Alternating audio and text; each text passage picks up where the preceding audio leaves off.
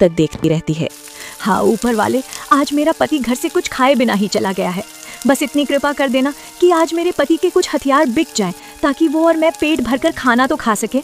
गंगा और सुमित्रा दोनों के घर करीब करीब ही थे। यही वजह थी कि सुमित्रा जब भी कभी गंगा के घर के सामने से गुजरती तो उसका मजाक बनाना कभी नहीं भूलती। आज भी जब सुमित्रा गंगा के घर के पास से गुजरी तो उसने वही घमंड भरा व्यवहार दिखाया। अरे ये तो सुमित्रा आ रही है। आज भी लगता है आकर 4 बातें सुनाकर ही जाएगी, मगर घर में तो कुछ भी नहीं है। मैं मेहमान नवाजी के लिए क्या पेश करूंगी। अरे कितनी गंदी जगह रहती हो तुम। तौबा तौबा, यहाँ आना भी किसी सजा से कम नहीं है। कैसे रह लेती हो तुम यहाँ? टूटी फूटी झोपड़ी और ऊपर से गाय की गोबर की बदबू। उफ तौबा, मैं तो एक पल भी यहाँ ना रहूं। वो ये बात तो सही है, ये जगह तुम्हारे लायक नहीं है। यहाँ तो बस हम गरीब ही रह सकते हैं।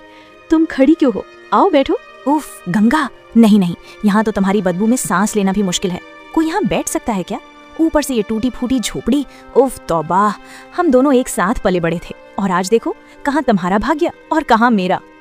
सब किस्मत का खेल है। अब ऊपर वाले ने मेरे भाग्य में जो भी लिखा है उसे काटना तो पड़ेगा ही। उफ तौबा, तुम तो शुरू से ही गवार थी, तभी तो ये सब तुम्हारे साथ हुआ। अच्छा इन सब बातों को छोड़ो, मैं यहाँ किसी काम से आई थी। वो ना मैं माँ बनने वाली हूँ, तो मुझे एक नौकरानी की जरूरत है। क्या तुम मेरे घर में काम करोगी? मैं तुम्हें अच्छी पगार दूंगी। ये तो बहुत अच्छी खबर है, मैं भी माँ बनने वाली हूँ। ठीक है रीति, तुम्हें अगर काम में मदद की जरूरत होगी तो मैं अपने पति से पूछकर तुम्हें बता दूंगी। एक तो तुम गरीब लोगों के नखरे ही बहुत होते हैं। तुम लोगों की जब कोई मदद करना चाहता है ना, तो तुम लोग ज्यादा ही सर पर चढ़ जाते हो। खैर अपने पति से पूछ लेना और फिर काम पर आ जाना। इतना कहकर सुमित्रा वहां से चली जाती है और गंगा उसे हसरत भरी निगाहों से देखती रहती है।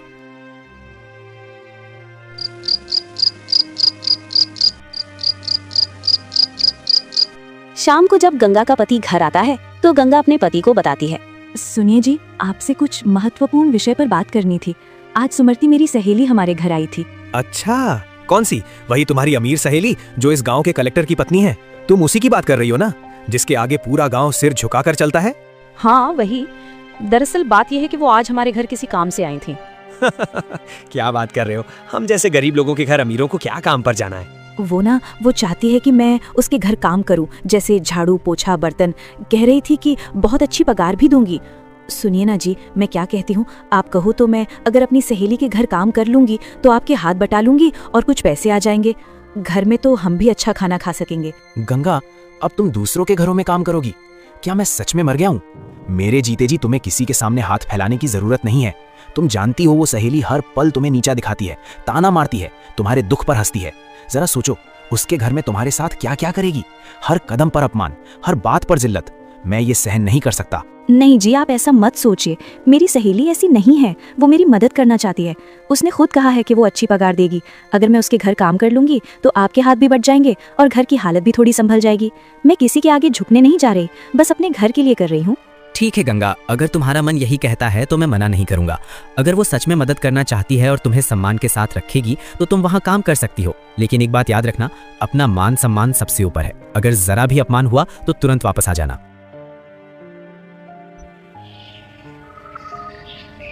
सुबह जब हुई तो गंगा सुमृता के घर काम करने के लिए पहुंची। पहले ही दिन से सुमृता उसके साथ बहुत बुरा सलूक करने लगी। आओ आओ, मैं तुम्हारा ही इंतजार कर रही थी। मुझे मालूम था तुम्हारा पति जब अच्छी पगार की बात सुनेगा तो तुम्हें किसी के घर नौकरानी बनने से नहीं रोकेगा। मजाक कर रही हूँ। ऐसी कोई बात नहीं है, मैं तो तुम्हारी मदद करने के लिए आई हूँ। तुम मुझे काम बता दो, क्या क्या काम करना है। सुमी सारा दिन उससे काम करवाती रही। पूरा घर साफ करवाया, आंगन साफ करवाया और फिर उस पर चिल्लाने लगी, तुम अभी तक बस आंगन की सफाई में ही लगी हो, घर के सारे कमरों की सफाई तो तुमने की ही नहीं है। देखो गंगा, जरा दिमाग में साफ रखो, तुम यहाँ मेरी सहेली बनकर नहीं बल्कि नौकरानी बनकर आई हो, समझी? काम ढंग से और अच्छे से करो, वरना कल से यहाँ आने की कोई जरूरत नहीं है। सुमो, मुझसे कोई गलती हुई है क्या? मैंने तो पूरे घर की सफाई अच्छे से कर दी है और खाना भी बना दिया है। फिर भी अगर कुछ कमी रह गई हो तो साफ साफ बता दो। यूँ बिना बात के मुझ पे गुस्सा क्यों कर रही हो? वाह वाह, क्या बात है गंगा। एक तो मैंने तुम पर एहसान किया है, तुम्हें अपने घर में काम पर रखा है, और ऊपर से तुम मेरे सामने जबान दराजी कर रही हो। जानती हो ना मैं कौन हूँ? मैं तुम्हारी वो सहेली नहीं हूँ, मैं इस गांव के कलेक्टर की पत्नी हूँ। समझ लो, मेरे साथ जबान दराजी मत करना। मैं माफी चाहती हूँ मालकिन, आज से मैं पूरा ख्याल रखूंगी। मुझे समझ आ गया है कि मैं यहाँ आपकी सहेली नहीं बल्कि नौकरानी हूँ। अब से कोई गलती नहीं होगी। हाँ हाँ ठीक है, समझ आ गया है तो अच्छा है। अच्छा सुनो, मैंने कुछ बचा हुआ खाना दरवाजे के बाहर रख दिया है, ले जाना, तुम्हारे और तुम्हारे पति के काम आ जाएगा। वो क्या है ना, हमारे घर में बासी खाना नहीं खाया जाता, फेंकने से बेहतर है तुम ले जाओ। जी मालकिन, आपका बहुत बहुत धन्यवाद। अगर आज की पगार भी मिल जाती तो बड़ी मेहरबानी होती। घर में आज चूल्हा जल जाता और मेरे पति को भी थोड़ा सुकून मिल जाता। आज की चीज के पगार? आज तो तुमने ठीक से काम ही नहीं किया। अच्छा चलो ये देंगे पगार, कल ले जाना। आज बचा हुआ खाना ले जाना बस। जी मालकिन, जैसा आपको ठीक लगे। इसी तरह समय बीतता गया। गंगा कभी खाना तो कभी पगार लेकर अपने घर जाती रही। थोड़ा हाल सुधरता गया। सुमी गंगा को हर रोज बहुत जलील करती, उसे नीचा दिखाती। और फिर एक दिन, हाय रे गंगा, ये क्या हो गया? अरे सत्यानाश हो गया, ये तो लड़की पैदा हो गई। तूने तो मेरी सारी उम्मीदों पे पानी फेर दिया। अब बता इस लड़की का क्या करेंगी? क्या इसे भी अपनी तरह घर घर नौकरी करवाएगी? हाय राम, मुझे तो ये आस थी कि लड़का होगा, मेरे बुढ़ापे का सहारा बनेगा, मेरा नाम रोशन करेगा, लेकिन तूने तो किस्मत ही पलट दी। ये सुन सुनकर गंगा पर मानो कयामत टूट पड़ी थी। गंगा की सास ने पूरा घर उठाकर अपने सिर पर रख लिया था। और दूसरी तरफ सुमी के घर में बेटे का जन्म हुआ। सारा घर सजाया गया। चारों तरफ खुशियों और रोशनी का ऐसा समा था कि जैसे सारी दुनिया जश्न में डूब गई हो। बच्चा सभी की दुआओं और आशीर्वादों के साथ सुमी को सौंपी बड़ा हुआ था और मानो पूरी दुनिया दो उलझी तकदीरों का तमाशा देख रही हो। एक तरफ गंगा की तबाही, दूसरी तरफ सुमी की खुशियों का महाकुंभ। सुमी, मैं आज बहुत खुश हूँ। आज हम पूरे गांव में दान धर्म का ऐसा आयोजन करेंगे कि हर कोई खुशी और उत्साह से झूम उठेगा। ऐसा ही किया गया। पूरे गांव में मिठाइयां बांटी गईं और खुशियां मनाई गईं। कुछ दिन बाद गंगा फिर से काम पर जाने लगी और हर रोज अपनी बेटी को साथ लेकर सुमी के घर जाया करती थी। गंगा, ये क्या तुम इसे ऐसे ही उठाकर ले आई हो? होश में तो हो ना? काम करोगी या इसे संभालोगी? क्या मैं पैसे पेड़ से तोड़कर लाती हूँ जो तुम्हें तुम्हारी खुद की बेटी को संभालने की अलग से पगार दूं? नहीं नहीं, ऐसी कोई बात नहीं है मालकिन। मैं अपनी बेटी को घर में अकेली कैसे छोड़ कर आया करूं? मैं उसे साथ लेकर सारा काम कर लूंगी। भले ही आप मुझे ज्यादा काम बता दें, मैं वो भी कर दूंगी। बस मुझे मेरी बेटी को अपने साथ रखने दीजिए। एक तो तुम नौकर लोगों को हर बात में विनती करने की आदत होती है। खैर, रख लो इसे अपने साथ। तुम्हारे नसीब तो वैसे ही बहुत खराब है। गरीब तो तुम थी ही, लेकिन अगर बेटे को जन्म देती तो वही तुम्हारा सहारा बनता। बेटी को जन्म दिया है तुमने, और याद रखना, ये बेटी तुम्हारे लिए सिर्फ बोझ ही बनेगी। नहीं मालकिन, ऐसा मत बोलिए। मैं आपके आगे हाथ जोड़ती हूँ मालकिन। मैं तो ऊपर वाले से विनती करती हूँ कि मेरी बेटी का भाग्य मेरे जैसा कभी ना हो। और अगर तुम्हारी बेटी का भाग्य भी तुम्हारे जैसा ही हुआ तो ये भी मेरे घर में नौकरानी बनेगी। बुरा मत मानना, वैसे मैंने सुना है कि बेटी का भाग्य अक्सर उसकी माँ जैसा ही होता है। शुभ शुभ बोलिए मालकिन। मैं तो वैसे ही गरीबी में झूल रही हूँ, लेकिन मेरी बेटी के लिए शुभ शुभ बोलिए। ऊपर वाला मेरी बेटी को रानी जैसा भाग्य देगा। आप देख लेना, मेरी बेटी रानी बनेगी, रानी। गंगा, क्या बातें कर रही हो तुम? नौकरानी की बेटी रानी। हाँ हाँ, बिल्कुल ऐसा ही होगा। चलो अब जाकर काम करो। उस दिन सुमी गंगा का बहुत मजाक बनाती रही। उसके बातों से गंगा को बहुत ठेस पहुंचती थी। गंगा परेशान होकर अपनी बेटी को वहीं छोड़कर काम करने लगती है। इस तरह गंगा को उस घर में काम करते हुए कई बरस बीत गए। अब गंगा की बेटी और सुमी का बेटा दोनों बड़े हो गए थे। गंगा की बेटी का नाम सोनाली था, जैसे प्यार से सब उसे सोना कहते थे। गंगा ने सोनाली को बहुत प्यार से पाला था और सोनाली दक्खन में तो ऐसे थी जैसे आसमान से कोई परी उतर आई हो। दूसरी तरफ सुमी का बेटा उसके बिल्कुल उल्टा था। वो बहुत विनम्र था और बड़ों का आदर करता था। वो अमीर गरीब में कोई भेदभाव नहीं करता था और सबके साथ बहुत ही अच्छा व्यवहार करता। सोनाली, मेरी बात तो सुनो। मैंने ऐसा क्या कह दिया है? तुम क्यों इतनी नाराज हो रही हो? सूरज, ये बात मुमकिन नहीं है। तुम्हारी मम्मी हमारे विवाह के लिए कभी नहीं मानेंगी। तुम तो जानते हो, सब मेरी मम्मी आप लोगों के घर में काम करती हैं। तुम्हारी मम्मी कभी भी एक नौकरानी की बेटी के लिए नहीं मानेंगी। यही बात सबसे अच्छा है, इसे यही खत्म कर दो। सोना, क्या हो गया है? बात खत्म कर दूंगा मतलब? मैं तुमसे ही विवाह करूंगा, और मेरी माँ क्या सोचती हैं और उन्होंने कैसे एतराज करना है वो सब मुझ पर छोड़ दो। तुम चिंता मत करो, मैं आज ही अपनी माँ से तुम्हारे और मेरे विवाह की बात करूंगा। ये सब इतना आसान नहीं है सूरज कि तुम बात करो तो वो मान जाएंगे। मगर ठीक है, अगर तुम्हारी जिद है तो तुम बात करके देखो। आसान तो नहीं है, मैं जानता हूँ, लेकिन बात तो करनी ही पड़ेगी ना। मुझे आशा है वो मेरी खुशी के आगे सब भूल जाएंगी। और तुम्हारी माँ तो इनकी दोस्त रह चुकी है ना, तो वो मना नहीं करेंगी। दोस्त का तो अब पता नहीं, लेकिन नौकरानी रह चुकी हैं। इसलिए सोच समझकर तुम जब ये बात अपनी माँ से करोगे तो वो मुझे नुकसान पहुंचाने की जरूर कोशिश करेंगी। अरे ऐसा कुछ नहीं होगा, तुम क्यों चिंता करती हो? मैं हूं ना, मैं सब संभाल लूंगा। सोना और सूरज के बीच यही तय हुआ कि सूरज अपनी माँ से बात करेगा।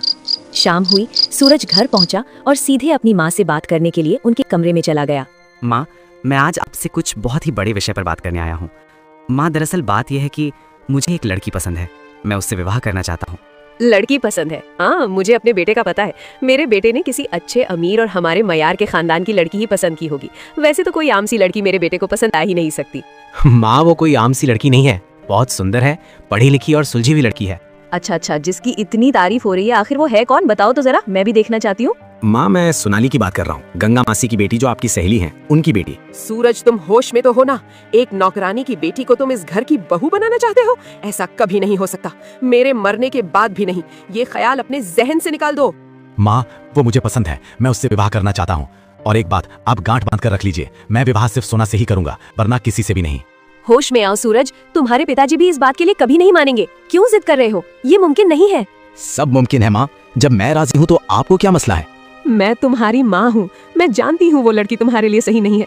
वो अच्छे चरित्र की मालिक नहीं है, उसे भूल जाओ। अच्छे चरित्र की मालिक नहीं है माँ, ये आप किस आधार पर कह रही हैं? मैं उससे आपसे ज्यादा अच्छी तरह जानता हूँ, वो बहुत अच्छी है। बस बात यह है कि वो आपके स्टेटस की नहीं है, बस उसमें आपको यही एक बुराई नजर आती है। अरे ये लड़का हमें डुबो कर ही मानेगा क्या? तुम्हें बात समझ में नहीं आ रही है? वो लड़की इस घर की बहू नहीं बन सकती। मैं किसी भी कीमत पर एक नौकरानी की बेटी को इस घर की बहू बनाकर नहीं लाऊंगी। तो ये आपका आखिरी फैसला है माँ? आप मुझसे हाथ धो बैठेंगी? आप क्यों नहीं समझ रही हैं? मुझे अब इस बारे में कोई बात नहीं करनी। तुमने अगर अब इस पर कोई बात की तो तुम मेरा मरा हुआ मुंह देखोगे। यहाँ सब सुनकर सूरज चुपचाप यहाँ से चला जाता है। उसके दिल में भारी निराशा थी और अब उसे पूरा यकीन हो गया था कि उसकी माँ इस रिश्ते के लिए कभी सहमत नहीं होंगी। अगली सुबह गंगा हर रोज की तरह किसी बात से अनजान सुमी के घर काम के लिए पहुंचती है। सुमी घर के बाहर गंगा का पहले से इंतजार कर रही थी। ए नमक हराम नौकरानी, तुम्हारा ही इंतजार था। मैंने तुम पर एहसान किया, तुम्हें अपने घर में काम दिया, और तुम अपनी बेटी को इस घर की मालकिन बनाने के ख्वाब देख रही हो? भूल गई हो क्या अपनी औकात? सुमनी, मुझसे कोई गलती हो गई है या तुम ऐसे चिल्ला रही हो? मुझे तो कुछ समझ में नहीं आ रहा। अरे जा नाटकी औरत, मेरे बेटे को फंसाकर तुम दोनों माँ बेटी क्या समझ रही हो? मुझे कुछ नहीं पता, और मैं एक नौकरानी की बेटी को इस हवेली की बहू बनाऊंगी? जाओ और जाकर अपनी बेटी से कह देना कि अपनी औकात मत भूलो। वो मेरी दी हुई रोटी के टुकड़ों पर पली है। वो इस घर की नौकरानी की बेटी है, इस घर की बहू नहीं बन सकती, समझी? तौबा तौबा सुमी, आज तक मैं तुम्हारे सारे अपमान सहती रही, लेकिन आज तुम अपने अहंकार में सब कुछ भूल बैठी हो। सुमी, इतना घमंड अच्छा नहीं होता। वे दोनों एक दूसरे को पसंद करते हैं, ये बात तुम मुझे बता रही हो। मुझे तो इस बात का जरा भी ज्ञान नहीं था। अरे नाटकी माँ बेटी, तुम अच्छी तरह जानती हो, यहाँ नाटक कर रही हो। मुझे ज्ञान नहीं था तो अब हो गया है। अब अपनी औकात पर आओ और अपनी बेटी से कह देना कि उसकी औकात मेरे घर में एक नौकरानी की है, बहू की नहीं। बस सुमित्रा, बस, अब और नहीं। मेरी बेटी के लिए रिश्तों की कोई कमी नहीं है कि उसे तुम्हारे घर जबरदस्ती ब्याह दिया जाए। तुमने मेरा बहुत अपमान किया है। तुम्हारा ये अहंकार तुम्हें ले डूबेगा, याद रखना। जब कोई बहुत ज्यादा हवा में उड़ने लगता है तो समझ लेना कि उसका बुरा वक्त शुरू हो गया है, और अब लगता है तुम्हारा भी बुरा वक्त आने वाला है। अरे जा, बुरा वक्त मेरा नहीं, अब तेरा शुरू होगा। कल से यहाँ काम पर मत आना। अब तुम दोनों माँ बेटी भीख मांग कर खाना। उस रोज गंगा रोती हुई घर पहुंची। उसने जब अपनी बेटी को ये सारी बातें बताईं, तब उसकी बेटी ने सोच लिया था कि वो अपनी माँ के अपमान का बदला जरूर लेगी। अगले रोज सोना ने सूरज को नदी के किनारे बुलाया, मगर सूरज बहुत शर्मिंदा था, इसलिए वो वहाँ पहुँच नहीं सका। तब माया परेशान। मेरी माँ को मेरी वजह से इतना अपमान सहना पड़ा। मैंने सूरज को मना भी किया था। उसकी माँ हमारे रिश्ते को कभी नहीं मानेगी, ये मुझे पता था। मेरे जैसी बेटी होने से तो बेहतर था कि मेरी माँ की कोई संतान ही न होती। मुझे मर जाना चाहिए, बस, अब और नहीं। सोना अभी खुद से ही बातें कर रही थी कि इत्तेफाक से उस राज्य का राजा जंगल में भ्रमण करने निकला था। जैसे ही उसकी नजर सोना पर पड़ी, वो देखते ही रह गया। इतनी सुंदर लड़की। अरे मेरी बात सुनो, पानी में मत कूदना। मैं यहाँ का राजा हूँ, तुम्हें जो भी कोई समस्या है मुझे बताओ, मैं मदद करूंगा, बस पानी में मत कूदना। सोना ने जैसे ही राजा की आवाज सुनी, उसे कुछ समझ नहीं आया और वो तुरंत अपने घर चली गई। राजा को सोना बहुत पसंद आई। राजा ने उससे बात करने की बहुत कोशिश की, लेकिन सोना ने कोई जवाब नहीं दिया। राजा ने तुरंत उसके घर का पता लगा लिया और अपने विवाह का संदेश उसके घर भेजा। गंगा जब ये खबर सुनी तो खुशी से फूले नहीं समाई और तुरंत तैयार हो गई। सोना ने जब ये सुना तो उसने सूरज से बात करने की बहुत कोशिश की, लेकिन सूरज अपने घर वालों से नाराज होकर घर से चला गया था। गंगा अपने घर वालों के हाथों मजबूर हो गई और फिर विवाह की तारीख रख दी गई। इधर जब सूरज को ये बात पता चली तो वो नशे में हो गया और घर में मारपीट करने लगा। जैसे जैसे खुद को तबाह कर रहा था करता रहा। अब सुमी का घमंड धूल में मिल गया। सुमी ने सूरज के इलाज के लिए अपना घर तक बेच दिया, मगर सूरज को जो चोटें लगी थी उनका पीछा नहीं छोड़ रही थी। कहते हैं घमंड इंसान को कभी नहीं छोड़ता।